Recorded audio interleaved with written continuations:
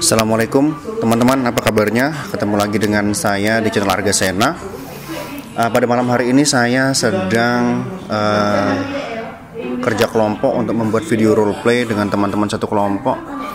Cuman teman-teman di belakang sedang membuat skripnya dulu untuk video roleplay itu. Jadi saya sambil menunggu saya akan mengisi video pada malam hari ini teman-teman.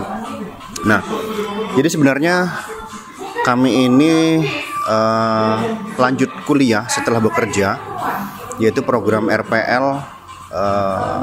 Kami adalah nakes, yaitu profesinya tepatnya itu adalah perawat. Nah, jadi penelitian yang saya ambil ini adalah penelitian yang bersifat kuantitatif dan korelatif ya. Nah, jadi penelitian ini mungkin akan saya pakai hanya sekali dalam seumur hidup saya, yaitu dalam penyelesaian skripsi. Dengan metode seperti itu saya gunakan hanya sekali. Tetapi ternyata setelah saya mendapatkan kuliah dari dosen-dosen saya yang ada di kampus, saya mendapatkan ilmu tentang bagaimana caranya saya mengkonfirmasi sebuah sumber ataupun mentelaah sebuah jurnal ataupun buku dan mengutipnya dalam penelitian saya ataupun dalam makalah-makalah yang saya bikin. Tetapi itu semua berhubungan dengan kesehatan, terutama keperawatan. Akan tetapi dalam hal ini saya akan menggunakan ilmu itu untuk studi pustaka. Jadi contohnya kalau saya ingin menulis tentang Tan Malaka, tentunya saya harus mencari sumber-sumber yang menuliskan tentang Tan Malaka dimanapun posisi sumber tersebut. Misalnya saya harus mengutip dari seorang peneliti yang bernama Harry Puzi, yang meneliti hampir seluruh hidupnya. Dalam penelitian itu dia menuliskan tentang Tan Malaka, sehingga catatan-catatannya dalam bukunya itu pasti akan lebih lengkap daripada yang lainnya. Contohnya seperti itu. Jadi saya akan mengulik sumber-sumber yang ada dan saya akan menuliskan dalam artikel saya, yaitu tentang Tan Malaka tersebut dengan sumber-sumber yang valid dan sumber-sumber akademis yang bisa dipertanggungjawabkan. Jadi contohnya saya akan menulis bagaimana sih Tan Malaka itu menanggapi tentang kemerdekaan Indonesia, dan Tan Malaka itu adalah seorang kaum kiri atau komunis yang tidak mau sama sekali bekerja sama dengan penjajah. Contohnya Tan Malaka itu terkenal sekali dengan ucapannya yang mengatakan bahwa merdeka 100%. Artinya dia itu berbeda pandangan dengan Soekarno. Kalau Soekarno itu masih mau bernegosiasi ataupun ngobrol dengan penjajah, diplomasi maksudnya gitu kan. Tetapi Tan Malaka tidak mau. Ngapain kita harus ngobrol ataupun berdiplomasi dengan penjajah yang mana mereka itu semuanya adalah maling yang datang ke negara kita atau ke wilayah kita, mengambil sumber daya alam kita dan menjajah kita. Makanya Tan Malaka itu akhirnya dibunuh setelah pemberontakan Madiun. Nah, jadi dalam kondisi tersebut itu Tan Malaka dianggap berbahaya karena terlalu radikal pemikirannya. Makanya Tan Malaka dilenyapkan pada masa itu. Tetapi kalau kita pikir apa yang dikatakan Tan Malaka itu benar, karena kita butuh kemerdekaan 100%. Tetapi di sisi lain, memang para tokoh pemimpin kita pada masa itu memikirkan kalau kita tidak ada yang diplomasi, hanya perang terus dan mengusir dan mengorbankan banyak darah, akhirnya kita juga tetap membutuhkan pengakuan internasional. Nah, makanya walaupun kita dalam kondisi melawan perang yang dipimpin oleh Jenderal Sudirman, tetapi kita juga ada posisi diplomasi seperti Bung Hatta dengan Bung Karno. Nah, seperti itu. Jadi sumber-sumbernya kita itu harus seimbang antara kanan atau kiri atau di tengah gitu kan.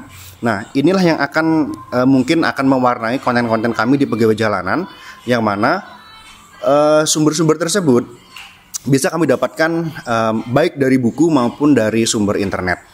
Jadi memang dalam perkuliahan ini saya pribadi mendapatkan banyak sekali ilmu, terutama dalam metodologi penelitian. Itu yang saya kuatkan di situ. Karena apa? Karena saya menganggap itu sangat penting sekali dalam proses pembuatan artikel ataupun narasi yang akan saya gunakan dalam pembuatan konten di channel Pegawai Jalanan. Jadi begitulah pengalaman saya kuliah. Nah, akan tetapi karena tujuan kuliah saya tadi itu sudah sedikit melenceng daripada apa yang sebenarnya harus saya lalui. Contohnya kan kami itu adalah seorang profesional ataupun profesi yang harus memiliki skill tertentu, terutama kalau perawat itu terutama skill-skill keperawatan kan, tindakan-tindakan keperawatan. Akan tetapi dalam hal ini saya harus menguatkan di bidang literasi, yang artinya saya harus banyak informasi masuk ke dalam otak, dan bagaimana caranya saya mengumpulkan semua informasi tersebut, saya rangkum dan saya jadikan sebuah artikel ataupun konten yang saya sampaikan lagi kepada penonton saya di channel Pegawai Jalanan. Nah, dalam hal ini otomatis ada sedikit tabrakan di dalam kebiasaan saya yang harusnya saya memiliki skill tertentu di bidang keperawatan, tetapi di sisi lain saya harus mengisi otak saya yang bersifat-sifat yang sifatnya itu adalah narasi ataupun itu adalah ide gagasan tertentu. Akhirnya saya agak mengalami sedikit kebingungan dalam hal ini, terutama ketika saya akan melakukan interaksi langsung dengan pasien ataupun dengan pekerjaan saya sehari-hari sebagai perawat. Tetapi saya lalui itu dan ternyata tidak ada masalah. Saya tetap bisa melakukan pekerjaan saya sebagai perawat di tempat kerja saya. Tetapi di sisi lain, ketika saya sedang off, saya menggunakan hobi saya tersebut, yaitu mencari literasi, membaca literasi ataupun membuat narasi. Dan itu semua bisa berjalan beriringan, dan saya bisa menjadi perawat di saat yang lain. Di saat yang lain juga saya bisa menjadi content creator. Artinya dalam hal ini kita hanya menempatkan posisi kita di mana, di waktu yang seperti apa, seperti itu. Jadi teman-teman tetap dukung channel Pegawai Jalanan, dan tentunya dukung juga channel ini Argasena agar teman-teman bisa tetap mendengarkan ocehan saya di sini. Saya akan terus berbagi apapun itu, dan mungkin akan pembahasan-pembahasan yang akan saya kutip di sini ataupun saya jadikan materi itu akan semakin lebih luas. Nah, tapi dalam hal yang lainnya saya juga memiliki kelemahan, yaitu kadang-kadang informasi yang saya baca, buku ataupun jurnal ataupun apapun itu, begitu saya ingin mengucapkannya secara langsung seperti ini, saya agak sedikit mungkin nervous kali ya, karena kan selama ini saya membuat konten itu saya bikin narasi dulu, terus saya rekam. Jadi begitu saya ngomong langsung seperti ini, kadang-kadang informasinya itu bisa hilang dari dalam otak. Dan itu mungkin butuh sedikit kebiasaan ya. Nah, mungkin kalau kedepannya saya sering mengupload seperti ini, informasi-informasi yang saya baca dari buku-buku yang saya baca itu akan lebih banyak akan lebih banyak terekam dalam otak dan bisa disampaikan lagi kepada teman-teman semuanya. Ya, mau bagaimanapun saya itu adalah bukan pengajar ya, artinya saya tidak memiliki kemampuan public speaking yang baik, kecuali saya itu memiliki pekerjaan yang memang ngomong setiap hari di hadapan orang, mungkin akan terbiasa. Tetapi saya memang ngomong di depan orang, tetapi itu hanya bersifat pribadi, yaitu antara individu dengan individu, karena saya kan berhadapan langsung dengan pasien yang mungkin pasien tersebut akan berkonsultasi dengan saya mengenai kesehatan ataupun tindakan keperawatan apa yang cocok ataupun yang bisa dilakukan kepada pasien tersebut. Jadi bukan kepada orang-orang halayak ramai. Itu jarang sekali. Memang sih penyuluhan kadang-kadang ada, tetapi jarang, karena penyuluhan tersebut sudah dilakukan oleh profesi yang lain, terutama di bidang promkes ya kan. Nah, mungkin itu saja pengalaman saya sebagai seorang mahasiswa di dalam menyambung pendidikan yang lebih tinggi atau meningkatkan pendidikan lebih tinggi, tetapi dalam posisi sudah bekerja. Jadi ada plus minusnya. Plusnya mungkin bisa plusnya mungkin yaitu ya mungkin tidak seperti reguler yang masih diberikan teori yang begitu ketat oleh dosen, tetapi mungkin kalau kami ini kan hanya melanjutkan pendidikan untuk penyetaraan saja, ya mungkin ada perbedaan lah. Ketika di lapangan dengan teori itu pasti ada perbedaan.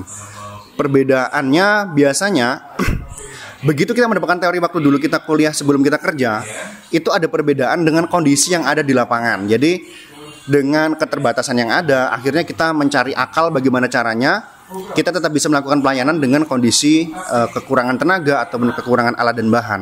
Nah, tetapi di dalam teori kita tidak boleh kurang, satu hal pun tidak boleh kurang. Artinya kalau saat kita melakukan ujian praktek ya kan sesuai SOP, kalau alatnya kurang maka kita akan kita harus mengulangi ujian tersebut.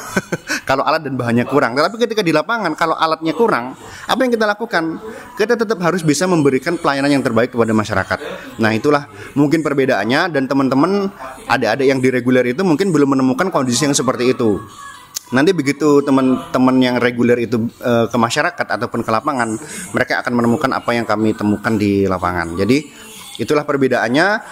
Jadi ya tabrakan juga di dalam otak itu kan dengan kondisi lapangan dan ditambah lagi dengan teori-teori yang ada. Tapi intinya metodologi penelitian itu sangat penting sekali dalam mendukung karir saya menjadi konten kreator. Terima kasih sudah menonton. Assalamualaikum warahmatullahi wabarakatuh.